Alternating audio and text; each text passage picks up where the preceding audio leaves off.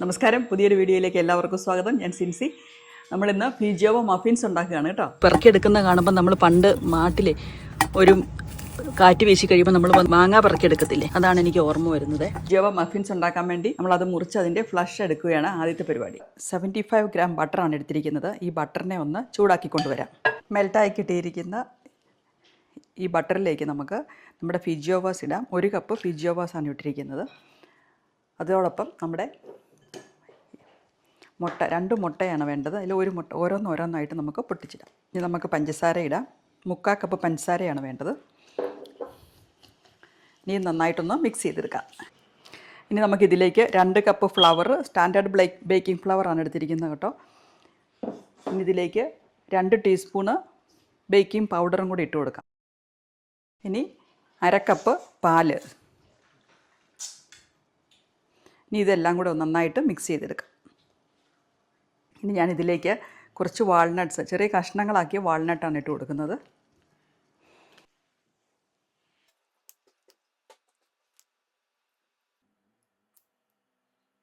നമുക്ക് ഈ മഫിൻസിനെല്ലാം 200 degree സെൻറ്റിഗ്രേഡിൽ pre heated ആയിട്ടുള്ള അവൻ്റെ അകത്ത് കൊണ്ടുപോയി 15 to 20 മിനിറ്റ്സ് ബേക്ക് ചെയ്യാം.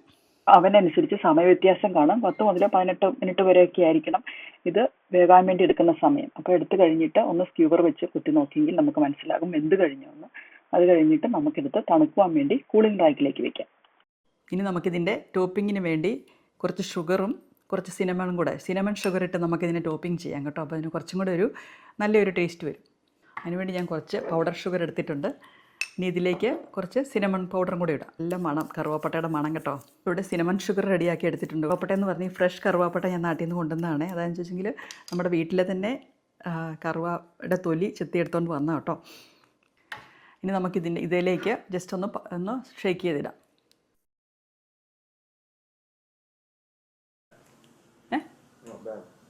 ഞാനിവിടെ ഒരെണ്ണം എടുത്ത് കഴിച്ച് കാണിക്കാം നിങ്ങളെ, എന്നിട്ട് ഞാൻ അതിൻ്റെ ടേസ്റ്റ് പറയാം കേട്ടോ. ബാവ കഴിച്ചിട്ട് ഇപ്പം ബാവ നല്ലതെന്ന് പറഞ്ഞിട്ടുണ്ട്. കഴിച്ചു നോക്കാം. Very tasty. It's not bad. It's not bad, yeah. But it's really plain. You can sometimes taste the frijol, but not much. There's like chunks of frijol in it.